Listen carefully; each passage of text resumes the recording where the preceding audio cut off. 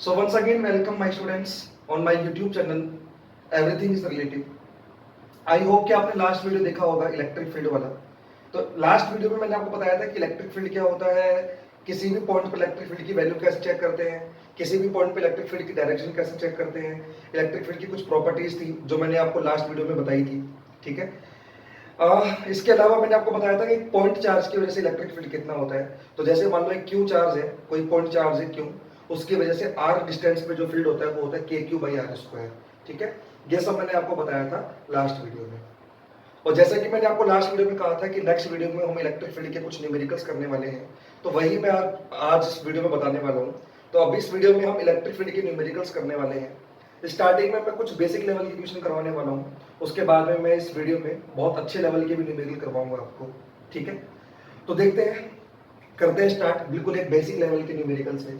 जैसे मैं आपको एक सिंपल सा न्यूमेरिकल है, बस एक न्यूमेरिकल करवाऊंगा, सबसे सबसे जीरो लेवल का न्यूमेरिकल बोल सकते हो आप इसको।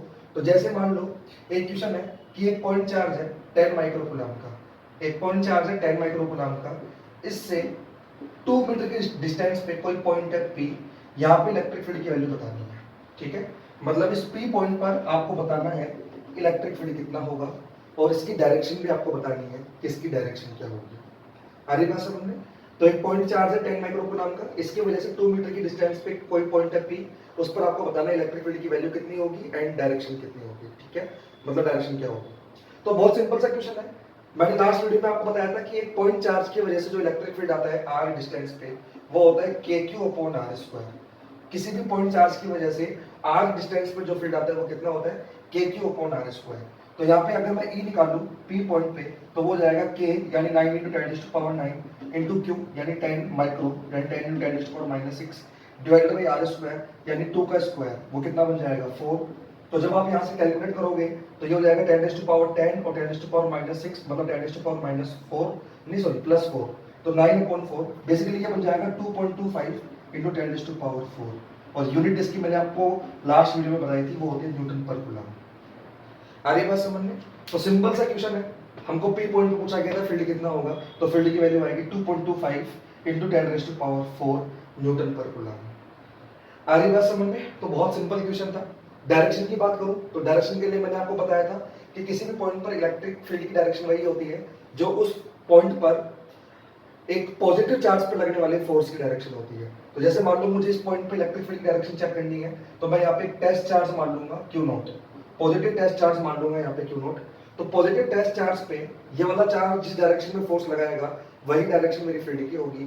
तो इस वाले चार्ज पर ये वाला जो चार्ज है वो रिपेल करेगा, मतलब जो फोर्स लगाएगा वो इस तरफ लगाएगा।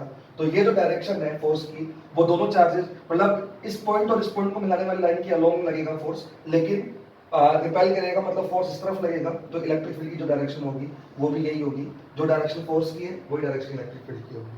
ठीक है, तो जो डायरेक्शन होगी वो होगी दोनों पॉइंट को मिलाने वाली लाइन के along away from the 10 microcoulomb charge, मतलब 10 माइक्रोकूलम से दूर की तरफ होगा इलेक्ट्रिक फील्ड, और वैल्यू जो होगी वो होगी 2.25 × 10⁻4 न्यूटन पर कूलम। ठीक है, चलो ठीक है, चलते हैं नेक्स्ट न्यूमेरिकल पे। ये तो बहुत आसान न्यूमेरिकल था। देखो नेक्स्ट न्यूमेरिकल क्या है, अब देखिए नेक्स्ट क्वेश्चन क्या है। नेक्स्ट क्वेश्चन मेरा ये है कि एक कोई सपोज करो आप 10 माइक्रोकूलम का चार्ज मान लेता हूं, चलो एक 10 माइक्रोकूलम का चार्ज है, उसकी वजह से r डिस्टेंस पे कोई पॉइंट है P, एक 10 माइक्रोकूलम का चार्ज है, उसकी वजह से r डिस्टेंस पे कोई पॉइंट है P, जहां पे कोई चार्ज रखा था स्मॉल q, यहाँ पे कोई चार्ज रखा था क्या, स्मॉल q। तो इस स्मॉल q चार्ज के पास इस 10 माइक्रोकूलम चार्ज की वजह से जो फील्ड आ रहा था वो फील्ड मान लो E था। समझ रहे हो क्या कहना चाह रहा हूं? एक 10 माइक्रोकूलम का चार्ज था, इस 10 माइक्रोकूलम चार्ज की वजह से इससे r डिस्टेंस पर एक स्मॉल q चार्ज रखा था। तो इस स्मॉल q चार्ज के पास जो फील्ड पहुंच रहा था, यानी इसका जो फील्ड आ रहा था इसके पास, मान लो वो फील्ड जो आ रहा था वो E था। अब बोला ये गया है अगर इस P पॉइंट पर चार्ज Q की जगह 2Q रख दिया जाए, अगर इस पॉइंट P पर चार्ज Q की जगह 2Q रख दिया जाए, तो अब इस 2Q चार्ज पर इसकी वजह से कितना फील्ड आएगा। समझ में आ रही बात, ये कहना चाह रहा हूं? तो क्वेश्चन क्या था, मैं एक बार वापस से रिपीट कर देता हूं। P पॉइंट पर एक स्मॉल q चार्ज रखा था, ठीक है, जो 10 माइक्रोकूलम वाले चार्ज से r डिस्टेंस पे था। तो इस 10 माइक्रोकूलम चार्ज की वजह से इस स्मॉल q चार्ज के ऊपर E फील्ड पहुंच रहा था।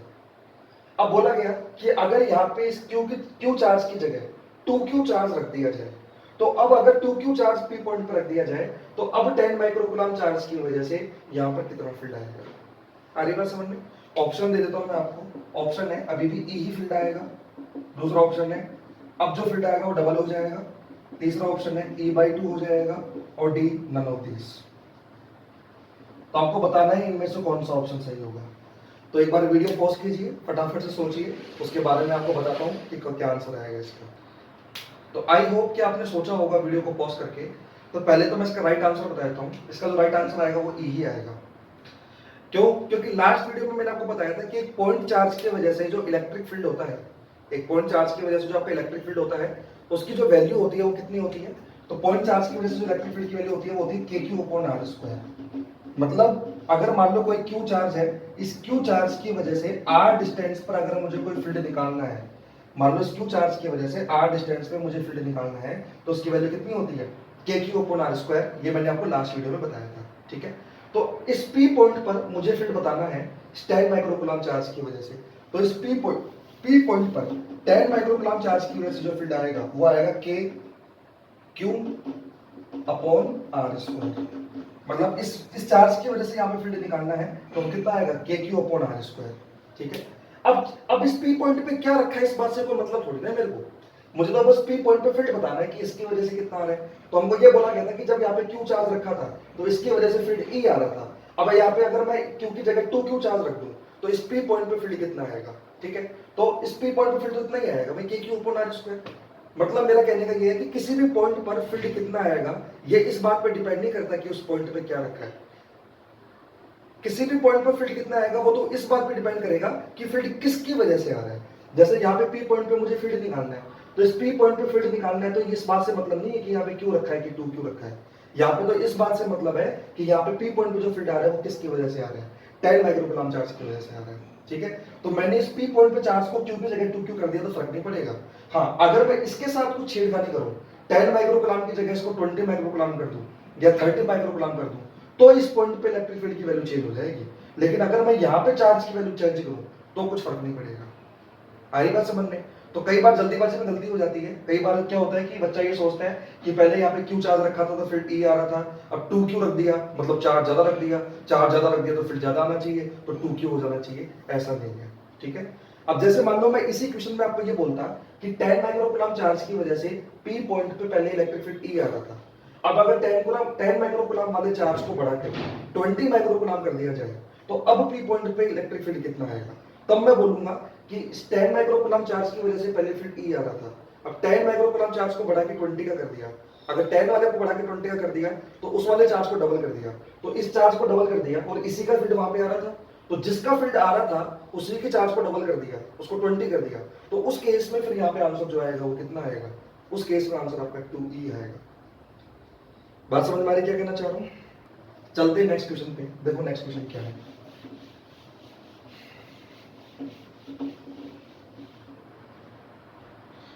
नेक्स्ट क्वेश्चन ये है कि यहाँ पे पहले कैपिटल Q चार्ज था पॉइंट A पर, एक पॉइंट A पर कैपिटल Q चार्ज रखा था। इसकी वजह से इससे R डिस्टेंस पर कोई पॉइंट है B, वहां पे इलेक्ट्रिक फील्ड जो आ रहा था वो E आ रहा था। क्वेश्चन समझ आ रहा क्या है? क्वेश्चन की लाइन सुनना भी।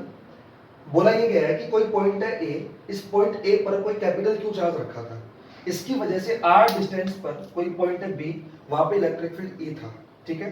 अब आपको ये बोला गया है कि अगर इस B पॉइंट के पास एक स्मॉल Q चार्ज और रख दिया जाए, लाइन सुनना, लाइन पे ही बोला ये गया है कि अब अगर इस B पॉइंट के पास स्मॉल Q चार्ज और रख दिया जाए, बस इतना ही बोला गया, लाइन पे ध्यान देना, मैं इसलिए बोल रहा हूं मैं कि अब इस B पॉइंट के पास स्मॉल Q चार्ज और रख दिया जाए, तो अब इस B पॉइंट पर नया इलेक्ट्रिक फील्ड टोटल कितना हो जाएगा, मतलब इस B पॉइंट पर नेट इलेक्ट्रिक फील्ड कितना हो जाएगा। क्वेश्चन समझ में आ रहा है क्या है? दोबारा से एक बार रिपीट कर देता हूं। बोला ये गया है कि A पॉइंट पर कोई चार्ज रखा था कैपिटल Q, इसकी वजह से r डिस्टेंस पर कोई पॉइंट था B, इस B पॉइंट पे इलेक्ट्रिक फील्ड E आ रहा था। अब बोला ये गया कि अब अगर इस B पॉइंट के पास कोई स्मॉल q चार्ज लाके रख दिया जाए तो अब इस B पॉइंट पे इलेक्ट्रिक फील्ड कितना हो जाएगा?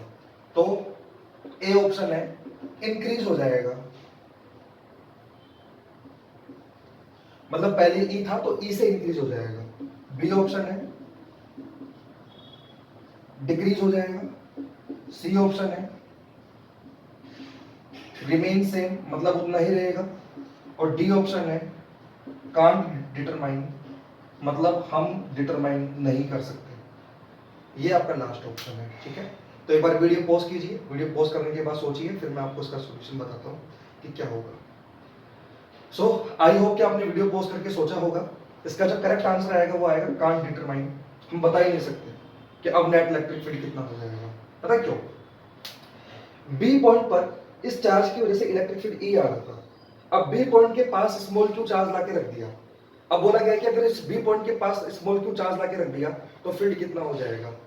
तो हमको ये नहीं बताया ना कि वो स्मॉल क्यू चार्ज रखा कहाँ है। मान लो इस स्मॉल क्यू चार्ज को यहाँ पे रखा होता तो क्या होता? अगर इस स्मॉल क्यू चार्ज को यहाँ पे रखा होता तो इस ए पॉइंट का जो फील्ड आता वो तो इस तरफ आता, क्योंकि ये मैं आपको बता रखा हूँ कि फील्ड की डायरेक्शन कैसे चेक करते हैं। फील्ड की डायरेक्शन चेक करने के लिए यहाँ पे यूनिट पॉजिटिव टेस्ट चार्ज मान लो, किसी भी पॉइंट पे फील्ड अगर आपको चेक करना है तो उस पॉइंट पे यूनिट पॉजिटिव टेस्ट चार्ज मान लो, मतलब सॉरी पॉजिटिव टेस्ट चार्ज मान लो। पॉजिटिव टेस्ट चार्ज पे जहां पे फोर्स लगेगा वही डायरेक्शन फील्ड की होगी। तो इस पॉजिटिव टेस्ट चार्ज को ये रिपेल करेगा तो फील्ड की डायरेक्शन इधर होगी, ठीक है। तो इसकी वजह से जो फील्ड आएगा वो इस तरफ आएगा जो पहले ई था। अब स्मॉल क्यू चार्ज यहाँ पे रख दिया, ये भी पॉजिटिव है तो इसका भी फील्ड इस तरफ ही आएगा, तो इसका फील्ड भी इस तरफ आएगा। तो इसका जो फील्ड होगा वो इस ई के अंदर क्या होगा? ऐड होगा। तो टोटल इलेक्ट्रिक फील्ड क्या हो जाएगा आपका? बढ़ जाएगा। तो अगर क्यू चार्ज यहाँ पे रखा होता तो इलेक्ट्रिक फील्ड बढ़ गया होता। अगर मान लो क्यू चार्ज आपका यहाँ पे ना रखने के बजाय आपका क्यू चार्ज यहाँ रखा होता तो क्या होता? तो इस चार्ज का तो फील्ड इधर आता और इस चार्ज का जो फील्ड आता वो इधर आता। तो इसका जो फील्ड है वो तो इधर है, वो ई है, और इसका जो फील्ड है वो इधर है। तो इसका फील्ड ई के अपोजिट डायरेक्शन में आता, तो टोटल फील्ड जो होता है वो आपका क्या हो जाता? डिक्रीज हो जाता।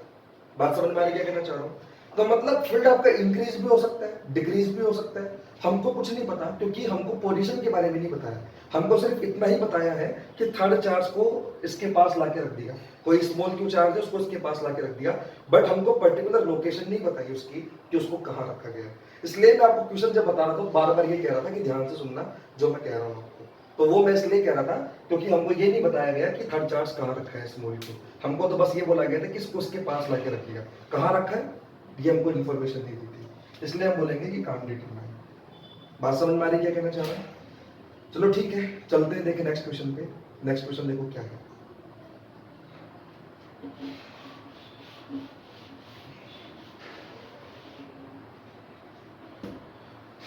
अब देखो नेक्स्ट क्वेश्चन क्या है आपका। नेक्स्ट क्वेश्चन में हमको ये बोला गया है कि एक इक्विलेटरल ट्रायंगल है, ठीक है, एक इक्विलेटरल ट्रायंगल है।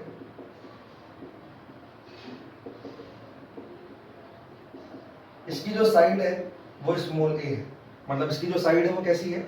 स्मॉल ए साइड है। और बोला गया इसके दो कॉर्नर पे स्मॉल क्यू चार्ज रखे हैं, मतलब इसके कोई भी दो कॉर्नर पे स्मॉल क्यू चार्ज रखे हैं। तो थर्ड कॉर्नर पे आपको फील्ड बताना है कि नेट फील्ड कितना होगा। तो मैं एक काम करता हूँ, वो स्मॉल क्यू चार्ज यहाँ पे और यहाँ पे रख देता हूँ। तो आपको बताना है इस थर्ड कॉर्नर पे, नाम भी दे देता हूँ, चलो इसको नाम देता हूँ ए, इसको नाम देता हूँ बी, इसको नाम देता हूँ सी। तो आपको बताना है इलेक्ट्रिक फील्ड सी पे कितना होगा, मतलब आपको बताना है E electric field at point C, E at point C point पे इलेक्ट्रिक फील्ड कितना होगा। आ रही बात समझ में? तो आप वीडियो को पॉज कीजिए, जल्दी से फटाफट इसको सोल्व कीजिए, क्योंकि ऐसा क्वेश्चन हम ग्रेविटेशन सॉरी इलेक्ट्रोस्टैटिक फोर्स में भी हमने किया था। ऐसा क्वेश्चन मैंने आपको पहले करवाया था। पहले मैंने सी पॉइंट पे फोर्स निकलवाया था, यहाँ पे एक चार्ज और रखा हुआ था। अब की बार यहाँ पे अपने को क्या निकालना है? फील्ड निकालना है। तो फटाफट सोल्व कीजिए, फिर मैं आपको बताता हूँ। तो आई होप कि आपने वीडियो को पॉज करके इसका सॉल्यूशन निकाला होगा। तो देखो कैसे करेंगे। मैंने आपको बताया था कि किसी भी पॉइंट पर अगर आपको फील्ड निकालना है तो सीधी सीधी बात है, वहां पे पॉजिटिव टेस्ट चार्ज मान लो क्यू नॉट। तो मान लो मैंने यहाँ पे पॉजिटिव टेस्ट चार्ज मान लिया क्यू नॉट, और इस पॉजिटिव टेस्ट चार्ज पर लगने वाले फोर्स की वैल्यू कैलकुलेट कर लो। अब वो फोर्स की वैल्यू कैसे कैलकुलेट करेंगे वो मैं आपको ऑलरेडी पहले पढ़ा चुका हूँ। कैसे किया था हमने पहले फोर्स, इलेक्ट्रोस्टैटिक फोर्स कैलकुलेट ऐसे। तो मैंने बताया था कि इस पर्टिकुलर चार्ज पर ये भी फोर्स लगाएगा, ये भी फोर्स लगाएगा। अब ये पॉजिटिव है, ये भी पॉजिटिव है, तो ये वाले चार्ज पर इस वाले चार्ज का फोर्स जो लगेगा वो रिपल्सिव लगेगा, मतलब वो फोर्स इधर लगेगा। उस फोर्स को मैं नाम दे रहा हूं FCB। FCB का मतलब है force on C due to B। आ रही बात समझ में? ऐसे ही इस चार्ज पर ये वाला चार्ज भी फोर्स लगाएगा, ये इसको रिपेल करेगा उस तरफ, यानी वो जो फोर्स लगेगा वो इस तरफ लगेगा, वो लगेगा FCA, मतलब force on C due to A। बात समझ में आ रही है? अब देखो, जितना चार्ज A पे रखा है उतना ही चार्ज B पे रखा है। जितनी डिस्टेंस C वाले चार्ज की A से है उतनी ही डिस्टेंस C वाले चार्ज की B से है, मतलब ये वाली डिस्टेंस भी A के बराबर है, ये वाली डिस्टेंस भी A के बराबर है, दोनों में चार्ज भी बराबर है, तो दोनों का लगने वाला फोर्स भी बराबर होगा। ये सब चीजें हमने पहले की भी थी। तो मैं एक काम करता हूँ, इस वाले फोर्स को F ही मान लेता हूँ, इस वाले फोर्स को भी F ही मान लेता हूँ, मतलब जितना फोर्स ये चार्ज लगाएगा उतना ही फोर्स ये वाला चार्ज लगाएगा। आ रही बात समझ में? और उस फोर्स की वैल्यू कितनी होगी? तो मैं बोलूंगा उस फोर्स की जो वैल्यू होगी वो होगी KQ0 अपॉन A स्क्वायर। समझ में आ गया होगा? ये सब चीजें मैं आपको पहले पढ़ा चुका हूँ। मतलब इस चार्ज पर जो फोर्स लगेगा वो कितना लगेगा? देखो KQ0 अपॉन A स्क्वायर। ऐसे ये भी कितना लगाएगा? KQ0 upon A square. आ रही बात समझ में? इसी चीज को मैं एक बार F मान लेता हूँ, ठीक है। अब यहाँ पे इस चार्ज की वजह से फोर्स इधर लग रहा है F, इस चार्ज की वजह से इधर फोर्स लग रहा है F, तो नेट फोर्स कैसे निकालूंगा? नेट फोर्स निकालूंगा दोनों का रिजल्टेंट निकाल के। और रिजल्टेंट कैसे निकालूंगा? मुझे पता है ये इक्विलेटरल है, तो तीनों एंगल 60-60 के होंगे। अगर तीनों एंगल 60 के हैं, ये 60 का है, तो ये एंगल भी 60 का होगा, क्योंकि इक्वल एंड अपोजिट एंगल। अब दो फोर्स लग रहे हैं F और F, उनके बीच का एंगल 60 डिग्री का है, तो नेट फोर्स कितना हो जाएगा? नेट फोर्स हो जाएगा √F square plus F square plus 2FF cos 60। जब आप इसको पूरे को सोल्व करोगे तो ये हो जाएगा √3F।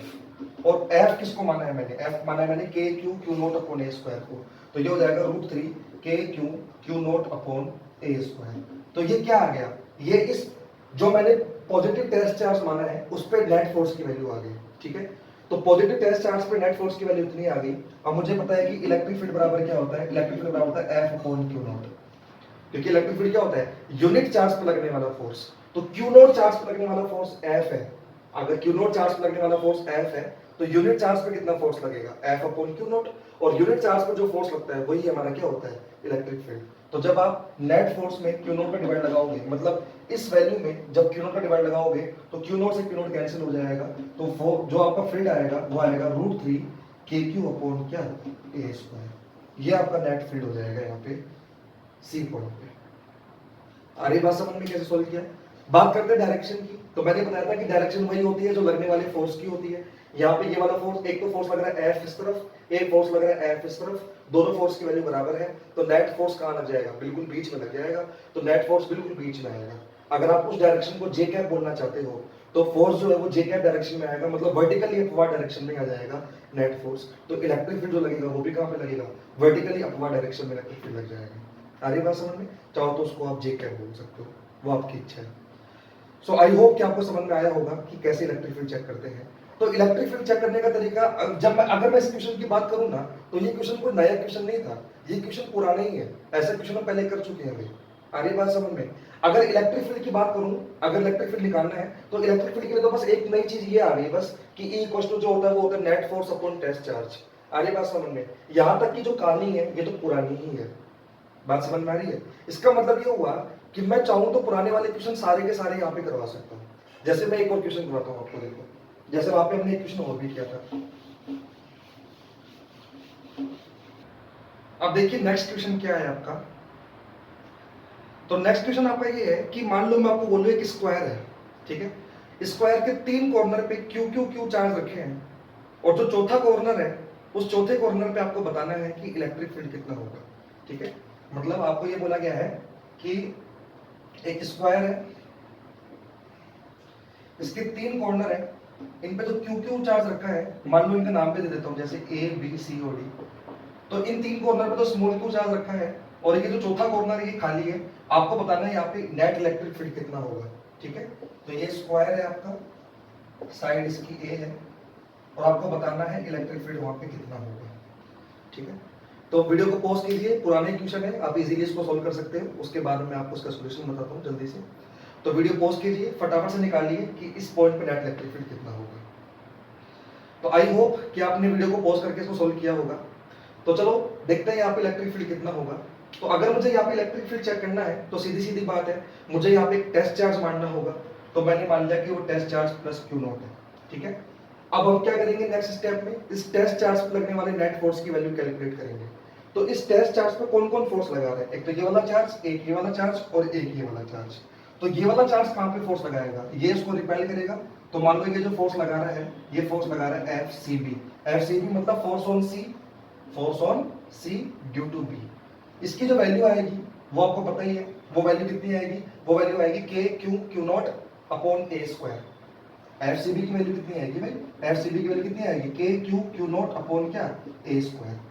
ऐसे डी वाला जो चार्ज फोर्स लगाएगा वो इस तरफ लगाएगा, वो फोर्स लगाएगा आपका एफ सी डी, मतलब सी पर डी की वजह से फोर्स, एफ सी डी यानी force on C due to D. इसकी जो वैल्यू आएगी एफ सी डी की, वो एफ सी डी की वैल्यू भी यही आएगी, k q q naught upon ए स्क्वायर, क्योंकि ये charge k q q naught upon side का स्क्वायर, साइड जो वो ए है। अब दोनों फोर्स बराबर है, देखो एफ सी बी और एफ सी डी दोनों की वैल्यू बराबर है। तो अगर इन दोनों फोर्स की वैल्यू बराबर है तो इन दोनों का जो नेट आएगा वो नेट तो बिल्कुल बीच में आ जाएगा। आ रही बात समझ में, मतलब इन दोनों का जो नेट फोर्स लगेगा वो कहाँ पे लग जाएगा आपका, वो नेट फोर्स जो आपका लग जाएगा वो बिल्कुल बीच में लग जाएगा।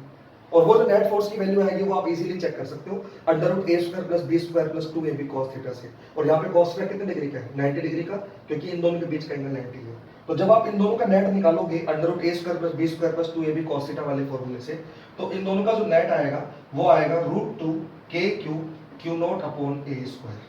मतलब इन दोनों का जो नेट फोर्स आएगा वो बिल्कुल बीच में आएगा, और वो जो नेट फोर्स आएगा उसकी वैल्यू आपकी क्या आ जाएगी। आगे बात समझ में। अब ये वाला चार्ज और बच गया, ये भी उसके ऊपर फोर्स लगाएगा, ये जो फोर्स लगाएगा वो बिल्कुल बीच में लगाएगा और ये इस डायरेक्शन में लगाएगा क्योंकि उसको रिपेल ही करेगा, ठीक है। अब ये कितना फोर्स लगाएगा, तो ये कितना फोर्स लगाएगा, बस को नाम दे रहा हूँ एफ सी ए।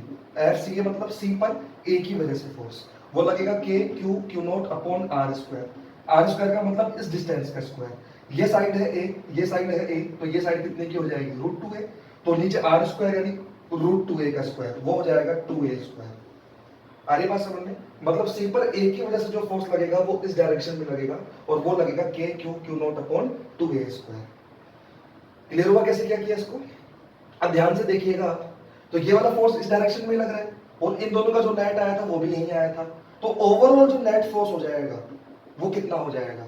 अब देखो सी पर ए की वजह से भी फोर्स इधर ही लग रहा है और उन दोनों का नेट भी इधर ही आया था, तो नेट फोर्स जो होगा वो क्या हो जाएगा, ये दोनों आपस में क्या हो जाएंगे, जुड़ जाएंगे, यानी root 2 k q q naught upon ए square plus k q q naught upon 2a square. बात समझ में आ रही है। तो ये नेट फोर्स आ गया आपका इस टेस्ट चार्ज पर कितना होगा, ये सब चीजें हम पहले भी पढ़ चुके हैं। अब मुझे इलेक्ट्रिक फील्ड निकालना है, तो इलेक्ट्रिक फील्ड क्या होगा, net force upon test charge यानी क्यू नॉट। तो जब आप इसमें क्यू नॉट का डिवाइड लगाओगे तो जो आपका आंसर बचेगा वो बचेगा रूट 2 के क्यू अपॉन ए square plus k Q upon 2a square. तो ये आपका फाइनल आंसर होगा नेट इलेक्ट्रिक फील्ड का, जो इस सी पॉइंट पे आ रहा है। आई बात समझ में। तो ये क्वेश्चन भी पुराना ही था, कोई नया क्वेश्चन नहीं था। यहाँ तक की जो स्टेप थी ये तो पुरानी थी, बस इलेक्ट्रिक फील्ड निकालने के लिए मुझे एक स्टेप और करनी पड़ी यहाँ पे, और वो स्टेप ये है। तो आई होप कि आपको समझ में आया होगा ये क्वेश्चन। तो ये जो अभी तक मैंने क्वेश्चन करवाए हैं ये सारे पुराने क्वेश्चन जैसे ही हैं, कुछ भी नया नहीं है। बस हर क्वेश्चन में एक स्टेप और ऐड हो रही है इलेक्ट्रिक फील्ड निकालने के लिए, वो ये हो रही है कि नेट फोर्स निकालो, बस उस नेट फोर्स में टेस्ट चार्ज का डिवाइड लगा दो इलेक्ट्रिक फील्ड निकालने के लिए। बाकी का तो सारा काम पुराने वाला ही है, यहाँ तक का जो है वो तो सारा खेल पुराने वाले है, ठीक है।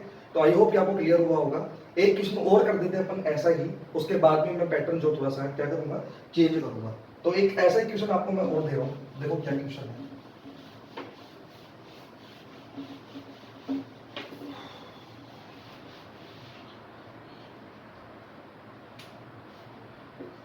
तो नेक्स्ट क्वेश्चन ये है कि एक स्क्वायर है, मान लो यहाँ पे चार्ज है Q, यहाँ पे चार्ज है Q, यहाँ पे चार्ज है माइनस Q, यहाँ पे चार्ज है माइनस Q, उन दोनों पे चार्ज माइनस माइनस Q है, यहाँ पे चार्ज Q Q है, और ये स्क्वायर है।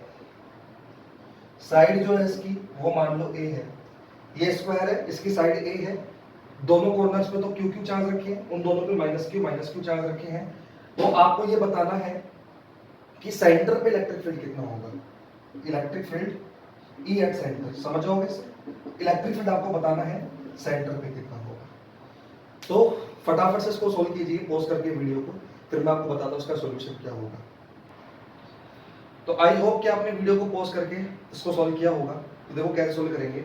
मुझे सेंटर पे क्या निकालना है, फील्ड निकालना है। तो सेंटर पे क्या मान लूंगा मैं, टेस्ट चार्ज मान लूंगा क्यू नॉट। हमारी बात समझ में। अब इस टेस्ट चार्ज पर इन चारों चार्जेस की वजह से लगने वाले फोर्स की वैल्यू कैलकुलेट कर लूंगा। आ रही बात समझ में।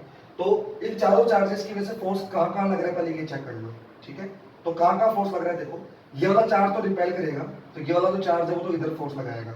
मैं नाम दे देता हूँ ए बी सी डी और इसको नाम दे देता हूँ ओ, ठीक है।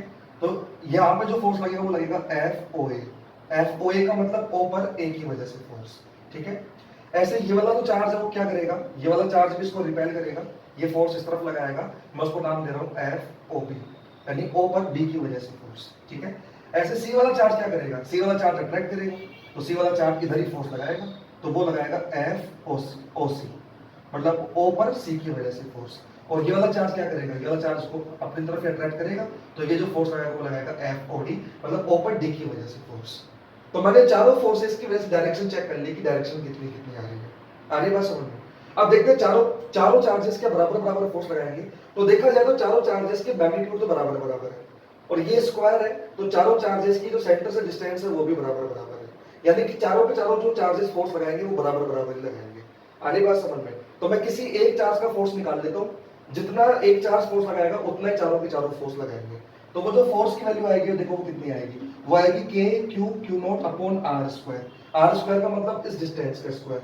अब ये डिस्टेंस कितनी होगी वो कैसे चेक करेंगे, ये जो है वो ए है, ये भी ए है, तो पूरा डायगोनल कितने का बनेगा, पूरा डायगोनल बनेगा √2a का। पूरा डायगोनल कितने का बनेगा, √2a का। वो तो पाइथागोरस से निकाल ही सकते हो। अगर पूरा डायगोनल √2a का है तो ये वाला साइड कितने की हो जाएगी, यहाँ से लेकर यहाँ तक, ये हो जाएगी √2a का हाफ, यानी √2a/2। √2a/2 का मतलब हो गया a/√2। तो ये वाली जो डिस्टेंस हो गई वो हो गई a/√2। तो जो फोर्स लगेगा वो लगेगा k q naught upon a/√2 का स्क्वायर। तो यानी ये हो जाएगा 2k q naught upon a square. आ रही बात समझ में। तो किसी एक चार्ज की वजह से लगने वाला फोर्स निकाल लिया। अब जितना ये वाला चार्ज फोर्स लगा रहे हैं उतना ही बाकी के लगा रहे हैं, क्योंकि सारे चार्जेस जो है वो बराबर बराबर वैल्यू के हैं, और सबसे जो डिस्टेंस है वो भी बराबर बराबर है, ठीक है। तो मतलब सारे के सारे चार्जेस बराबर बराबर फोर्स लगा रहे हैं। अब मैं एक काम करता हूँ, इसको शो करने के लिए एक बार बाहर दिखा देता हूँ। तो इस पॉइंट पर जो पॉइंट चार्ज था, यहाँ पे पॉजिटिव चार्ज क्यू नॉट था, इस क्यू नॉट चार्ज पर दो फोर्स तो इस तरफ लग रहे हैं, कौन कौन से, एफ ओ ए और एफ ओ सी। एक तो एफ ओ ए और एक एफ ओ सी, मतलब ये वाला चार्ज उधर ही फोर्स लगा रहे हैं, ये भी उधर ही फोर्स लगा रहे हैं। ऐसे दो फोर्स इस तरफ लग रहे हैं, कौन कौन से, एफ ओ डी और एफ ओ बी। और सारे के सारे फोर्सेस किसके बराबर है, 2k q naught upon a square के। तो मैं इन सारे फोर्सेस को एक बार f नाम दे देता हूँ। तो ये वाला फोर्स भी f है, ये भी f है। तो इस डायरेक्शन में टोटल फोर्स कितना हो गया, इस डायरेक्शन में टोटल फोर्स हो गया 2f, क्योंकि दोनों फोर्स बराबर बराबर है, और बराबर बराबर फोर्स जो है वो इतना लग रहा है। ऐसे ही दोनों फोर्स इस डायरेक्शन लग रहे हैं, उन दोनों को मिला के कितना हो गया f, 2f। तो इस डायरेक्शन में भी 2f लग रहा है, इस डायरेक्शन में भी 2f लग रहा है। दोनों के बीच का एंगल कितने का होगा, हमको पता है कि ये एंगल 90 डिग्री का होता है स्क्वायर में, तो ये एंगल 90 डिग्री का होगा। तो इस तरफ लग रहा है 2f, इस तरफ लग रहा है 2f, दोनों के बीच का एंगल 90 डिग्री का है। तो दोनों का जब आप नेट निकालोगे तो दोनों का जो नेट आएगा वो बिल्कुल बीच में आएगा, क्योंकि इधर भी 2f लग रहा है, इधर भी 2f लग रहा है। तो दोनों का जो नेट आएगा वो बिल्कुल बीच में आएगा। और 2f और 2f, जब आप 2f का नेट निकालोगे तो वो जो नेट आएगा वो आएगा 2√2f। निकाल के चेक कर सकते हो।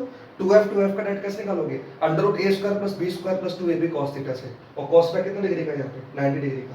तो जब आप 2f और 2f का नेट निकालोगे तो वो कितना आ जाएगा आपके पास, वो आ जाएगा 2√2f। और f कितना है, f है 2k q naught upon a square. यानी कि जो नेट फोर्स आ गया वो कितना आ गया, वो आ गया 2√2f। और f की वैल्यू जब मैं डालूंगा तो f नेट देखो क्या बन जाएगा, f नेट बन जाएगा 4√2k Q naught upon a square. ये आपके पास नेट फोर्स की वैल्यू आ गई, किसके ऊपर, सेंटर पे जो टेस्ट चार्ज माना है उस पर, ठीक है। तो अगर ये नेट फोर्स आ गया तो इलेक्ट्रिक फील्ड क्या हो जाएगा, इलेक्ट्रिक फील्ड हो जाएगा net force upon Q naught. तो जब आप इलेक्ट्रिक फील्ड निकालोगे तो वो हो जाएगा 4√2k अपॉन a स्क्वायर। ये मेरा फाइनल आंसर होगा इलेक्ट्रिक फील्ड का। तो आई होप कि आपको ये समझ में आया होगा कैसे इलेक्ट्रिक फील्ड निकाला है यहाँ पे। तो ठीक है, अब मैं ऐसे क्वेश्चन और नहीं करवा रहा, क्योंकि ऐसे क्वेश्चन हम पहले फोर्स में ऑलरेडी कर चुके हैं, ठीक है। अब मैं कुछ अच्छे लेवल के न्यूमेरिकल करवा रहा हूँ आपको। ये सारे न्यूमेरिकल तो पहले भी हम कर चुके हैं। यहाँ पे यहाँ तक का काम यानी फोर्स निकालने तक का काम तो हम पहले कर ही चुके हैं। इलेक्ट्रिक फील्ड निकालने के लिए तो बस जो फोर्स अपन निकालते हैं उसमें क्यू नोट का डिवाइड लगा देते हैं तो इलेक्ट्रिक फील्ड आ जाता है। तो इलेक्ट्रिक फील्ड के लिए तो बस एक स्टेप और एक्स्ट्रा करनी पड़ती है, बाकी सारा काम तो पहले वाला ही है जो हमने इलेक्ट्रोस्टैटिक फोर्स में पढ़ा था। ठीक है, तो जितने भी क्वेश्चन मैंने आपको इलेक्ट्रोस्टैटिक फोर्स में करवाए थे लगभग वो सारे क्वेश्चन को दोबारा से आपसे पूछ सकता हूँ फील्ड के लिए। आ रही बात समझ में? तो कुछ भी नहीं करना, यहाँ तक का तो काम वही है, फोर्स तो आपको निकालना ही निकालना पड़ेगा। बस फोर्स निकालने के बाद उसमें क्यू नोट का डिवाइड लगा दो तो आपका क्या निकल के आ जाएगा, फील्ड निकल के आ जाएगा। ठीक है, तो जो 5 वीडियो में मैंने आपको क्वेश्चन करवाए थे इलेक्ट्रोस्टैटिक्स फोर्स के, तो वो जितने भी फोर्स के क्वेश्चन मैंने आपको करवाए थे वो सारे के सारे क्वेश्चन आपके फील्ड के लिए भी बन सकते हैं। ठीक है,